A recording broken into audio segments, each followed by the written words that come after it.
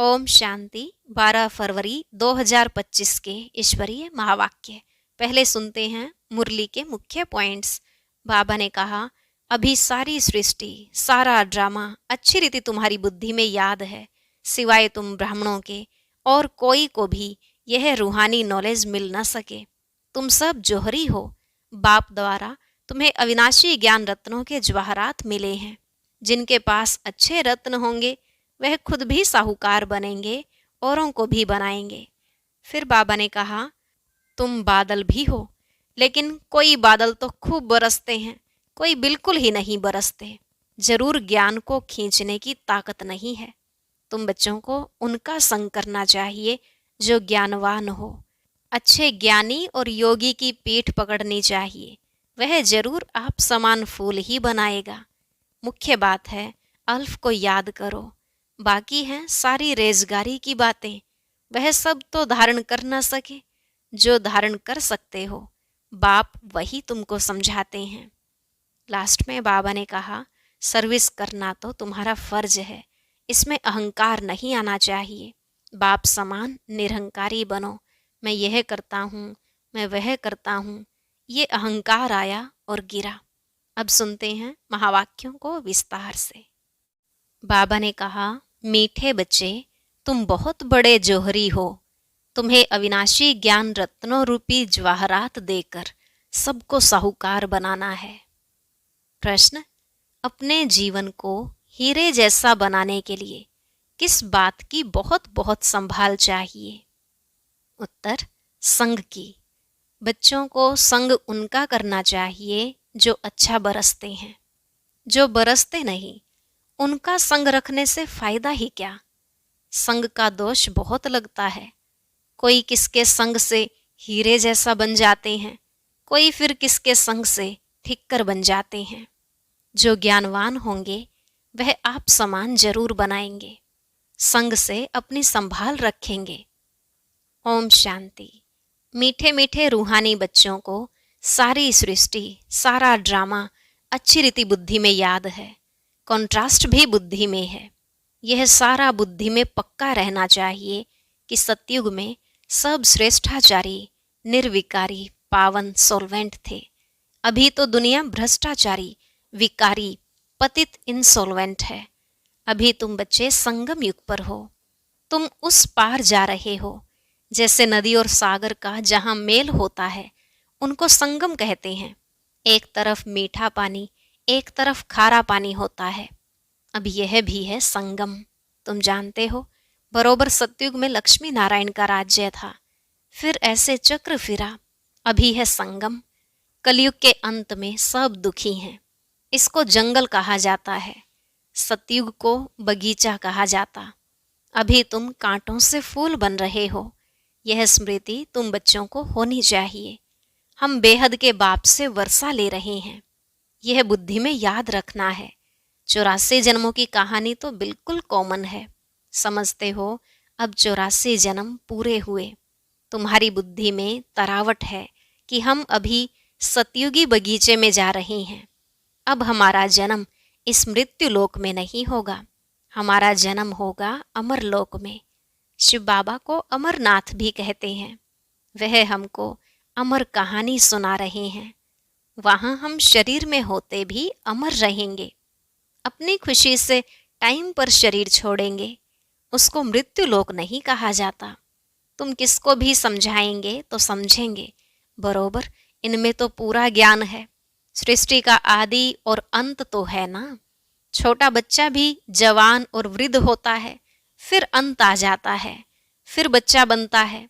सृष्टि भी नई बनती, फिर क्वार्टर पुरानी, आधी पुरानी, फिर सारी पुरानी होती है, फिर नई होगी।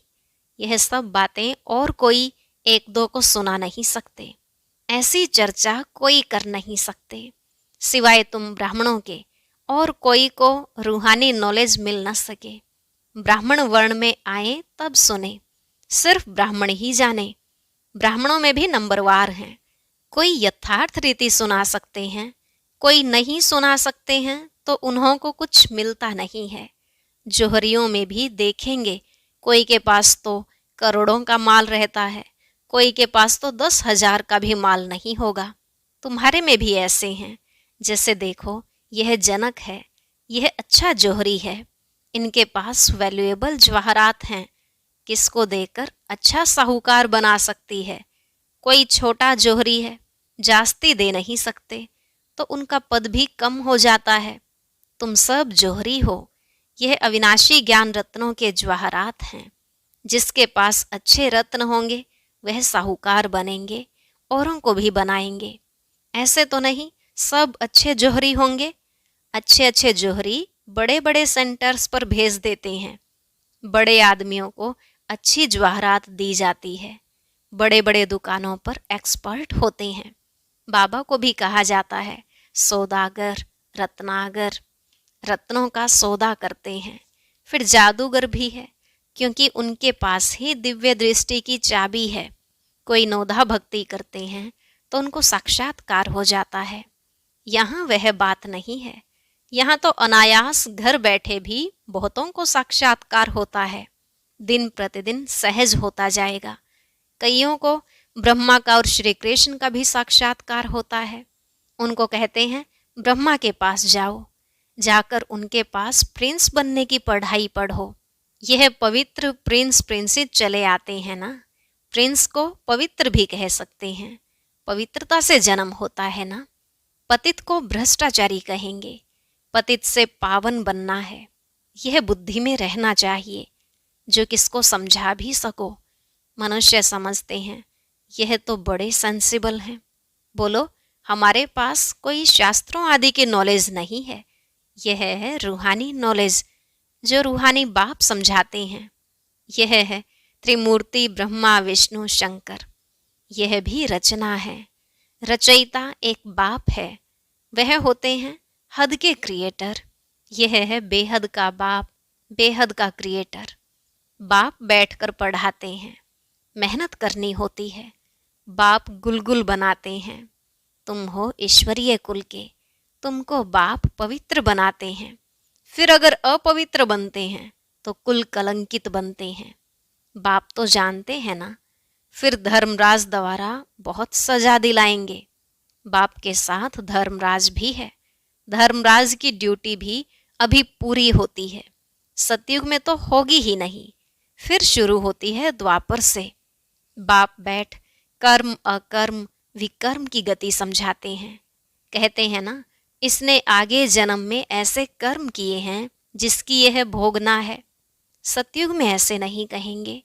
बुरे कर्मों का वहां नाम नहीं होता। यहाँ तो बुरे अच्छे दोनों हैं, सुख दुख दोनों हैं, परंतु सुख बहुत थोड़ा है। वहां फिर दुख का नाम नहीं। सतयुग में दुख कहाँ से आया? तुम बाप से नई दुनिया का वर्षा लेते हो। बाप है ही दुख हरता सुख करता। दुख कब से शुरू होता है यह भी तुम जानते हो। शास्त्रों में तो कल्प की आयु ही लंबी चौड़ी लिख दी है। अभी तुम जानते हो आधा कल्प के लिए हमारे दुख हर जाएंगे और हम सुख पाएंगे। यह सृष्टि का चक्र कैसे फिरता है, इस पर समझाना बड़ा सहज है। यह सब बातें तुम्हारे सिवाय और कोई की बुद्धि में हो न सके। लाखों वर्ष कह देने से सब बातें बुद्धि से निकल जाती हैं। अभी तुम जानते हो यह चक्र 5000 वर्ष का है। कल की बात है, जबकि इन सूर्यवंशी चंद्रवंशियों का राज्य था। कहते भी हैं ब्राह्मणों का दिन। ऐसे नहीं, शिव बाबा का दिन कहेंगे। ब्राह्मणों का दिन, फिर ब्राह्मणों की रात। ब्राह्मण फिर भक्ति मार्ग में चले आते हैं। अभी है संगम, न दिन है न रात है। तुम जानते हो हम ब्राह्मण फिर देवता बनेंगे, फिर त्रेता में क्षत्रिय बनेंगे। यह तो बुद्धि में पक्का याद कर लो। इन बातों को और कोई नहीं जानते हैं। वह तो कहेंगे शास्त्रों में इतनी आयु लिखी है, तुमने फिर यह हिसाब कहाँ से लाया है? यह अनादि ड्रामा बना बनाया है, यह कोई नहीं जानते।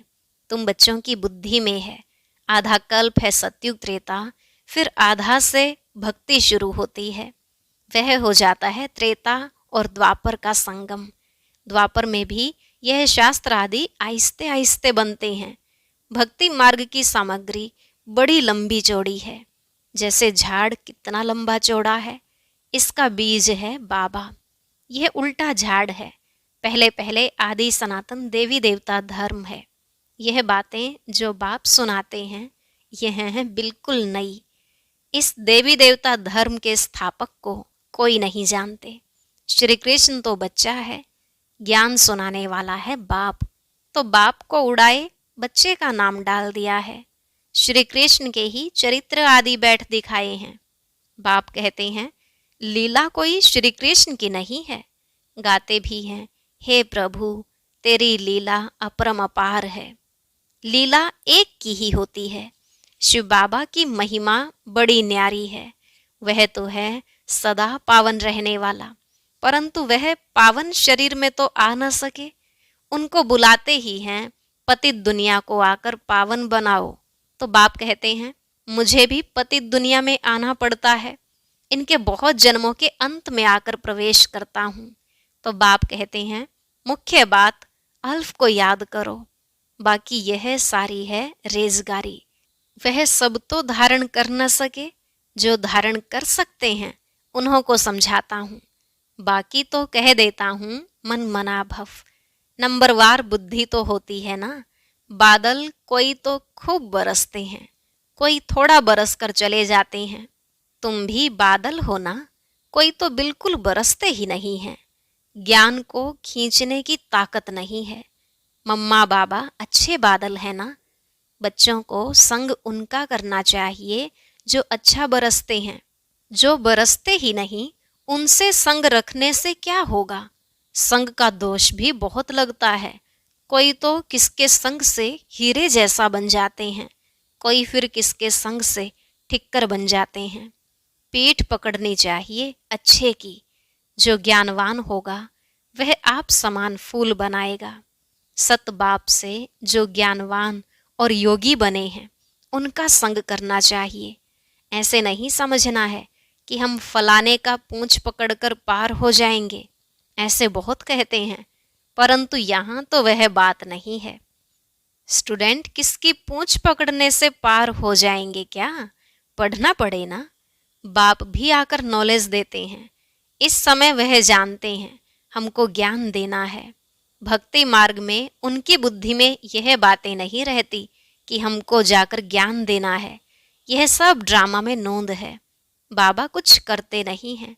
ड्रामा में दिव्य दृष्टि मिलने का पार्ट है तो साक्षात्कार हो जाता है। बाप कहते हैं ऐसे नहीं कि मैं बैठ साक्षात्कार कराता हूँ। यह ड्रामा में नोंद है। अगर कोई देवी का साक्षात्कार करना चाहते हैं, देवी तो नहीं कराएगी ना। कहते हैं हे भगवान हमको साक्षात्कार कराओ। बाप कहते हैं ड्रामा में नोंद होगी तो हो जाएगा। मैं भी ड्रामा में बांधा हुआ हूँ। बाबा कहते हैं मैं इस सृष्टि में आया हुआ हूँ। इनके मुख से मैं बोल रहा हूँ, इनकी आँखों से तुमको देख रहा हूँ। अगर यह शरीर न हो तो देख कैसे सकूँगा। पतित दुनिया में ही मुझे आना पड़ता है। स्वर्ग में तो मुझे बुलाते ही नहीं हैं। मुझे बुलाते ही संगम पर हैं। जब संगम युग पर आकर शरीर लेता हूँ तब ही देखता हूँ। निराकार रूप में तो कुछ देख नहीं सकता हूँ। ऑर्गन्स बिगर आत्मा कुछ भी कर ना सके। बाबा कहते हैं मैं देख कैसे सकता, चुरपुर कैसे कर सकता बिगर शरीर के। यह तो अंधश्रद्धा है जो कहते हैं ईश्वर सब कुछ देखता है, सब कुछ वह करते हैं। देखेगा फिर कैसे? जब ऑर्गन्स मिलें तब देखे ना। बाप कहते हैं अच्छा व बुरा काम ड्रामानुसार हरेक करते हैं। नोंद है मैं थोड़े ही इतने करोड़ों मनुष्यों का बैठ हिसाब रखूंगा। मुझे शरीर है तब सब कुछ करता हूँ। करन करावन हार भी तब कहते हैं, नहीं तो कह ना सके। मैं जब इसमें आऊं तब आकर पावन बनाऊं। ऊपर में आत्मा क्या करेगी? शरीर से ही पार्ट बजाएगी ना। मैं भी यहाँ आकर पार्ट बजाता हूँ। सतयुग में मेरा पार्ट है नहीं। पार्ट बिगर कोई कुछ कर ना सके। शरीर बिगर आत्मा कुछ कर नहीं सकती। आत्मा को बुलाया जाता है, वह भी शरीर में आकर बोलेगी ना। ऑर्गन्स बिगर कुछ कर ना सके। यह है डिटेल की समझानी। मुख्य बात तो कहा जाता है बाप और वर्षे को याद करो। बेहद का बाप इतना बड़ा है, उनसे वर्षा कब मिलता होगा यह कोई जानते नहीं। कहते हैं आकर दुख हरो सुख दो, परंतु कब यह किसको पता नहीं है। तुम बच्चे अभी नई बातें सुन रहे हो। तुम जानते हो हम अमर बन रहे हैं, अमरलोक में जा रहे हैं। तुम अमरलोक में कितना बार गए हो? अनेक बार। इसका कभी अंत नहीं होता। बहुत कहते हैं क्या मोक्ष नहीं मिल सकता? बोलो नहीं, यह अनादि अविनाशी ड्रामा है। यह कभी विनाश नहीं हो सकता है। यह तो अनादि चक्र फिरता ही रहता है। तुम बच्चे इस समय सच्चे साहिब को जानते हो। तुम सन्यासी हो ना, वह फकीर नहीं। सन्यासियों को भी फकीर कहा जाता है। तुम राज ऋषि हो, ऋषि को सन्यासी कहा जाता है। अभी फिर तुम अमीर बनते हो।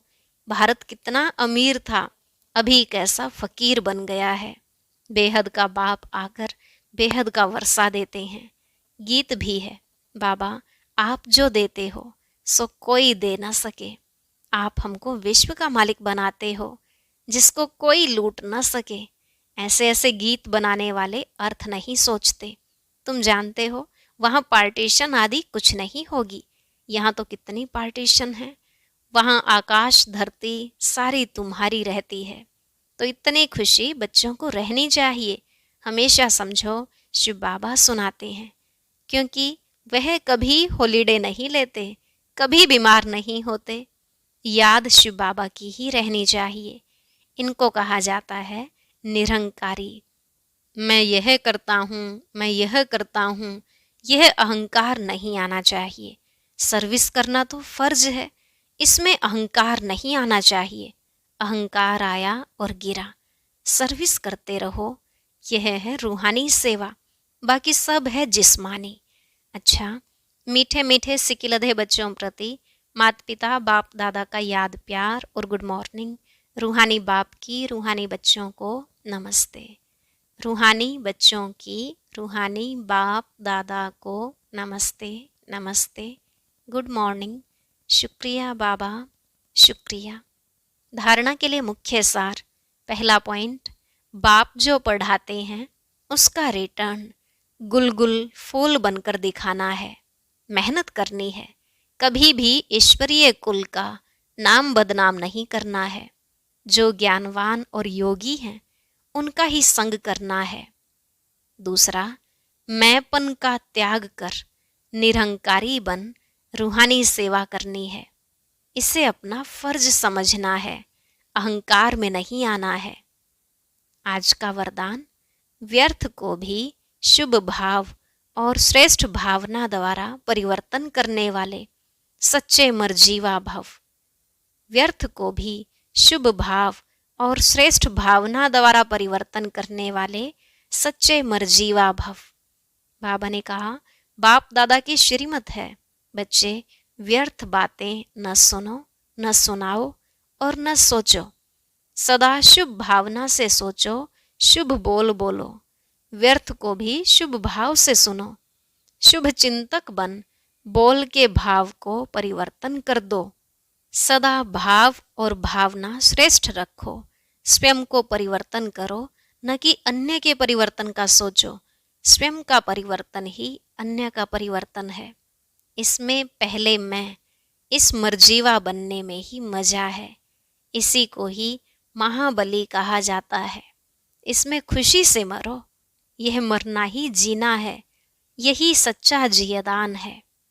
स्लोगन, संकल्पों की एकाग्रता श्रेष्ठ परिवर्तन में फास्ट गति ले आती है।